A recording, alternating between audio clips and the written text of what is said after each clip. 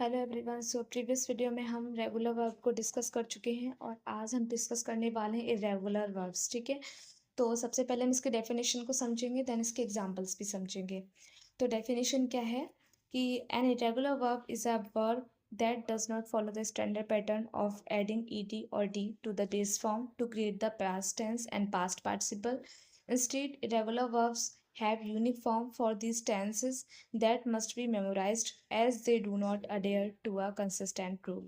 यानी कि regular verbs ऐसी वर्ब्स होती हैं जो किसी भी स्टैंडर्ड पैटर्न को फॉलो नहीं करती हैं। जैसे हमने रेगुलर वर्ब में ये पढ़ा था कि पास्ट टेंस से पास्ट पार्टिसिपल को क्रिएट करने के लिए बेस फॉर्म में ईडी और डी लगाया जाता है।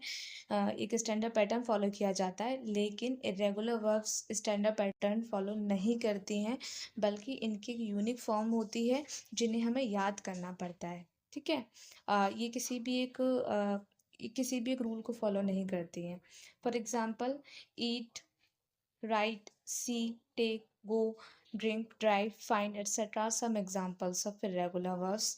जैसे कि गो जो एक बेस फॉर्म है और इसका पास्ट टेंस जो होगा वेंट होगी एंड पास्ट पार्टिसिपल में ये गॉन हो जाएगा। ठीक है, लेकिन अगर यहाँ पर रेगुलर वर्ब होती है ना, रेगुलर वर्ब में ऐसा नहीं होता, उसमें सिर्फ हम डी और ईडी को ऐड करके उसकी पास्ट टेंस को फॉर्म, जो पास्ट टेंस की फॉर्म होती है उसको हम चेंज कर देते हैं।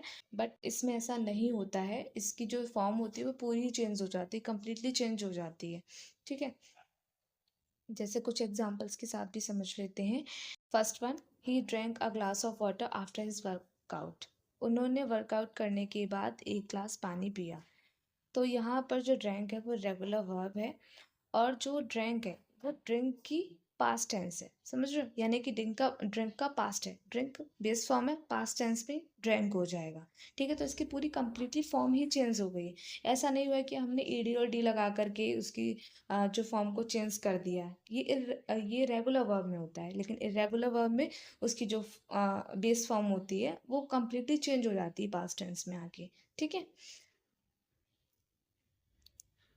Next, he wrote a letter to his friend yesterday. उसने अपने फ्रेंड के लिए कल एक लेटर लिखा। ठीक है, तो यहाँ पर जो रोट है ये राइट जो बेस फॉर्म है उसका पास्ट टेंस है रोट।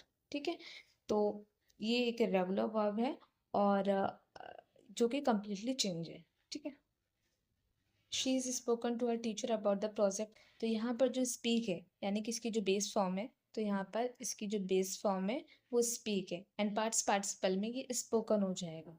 ठीक है, जो कि कम्प्लीटली चेंज है। तो हमने रेगुलर वर्ब्स में यही पढ़ा है कि इसकी जो बेस फॉर्म होती है वो कम्प्लीटली चेंज हो जाती है, यूनिक फॉर्म होती है इसकी। ठीक है, जिसको हमें याद करना पड़ता है।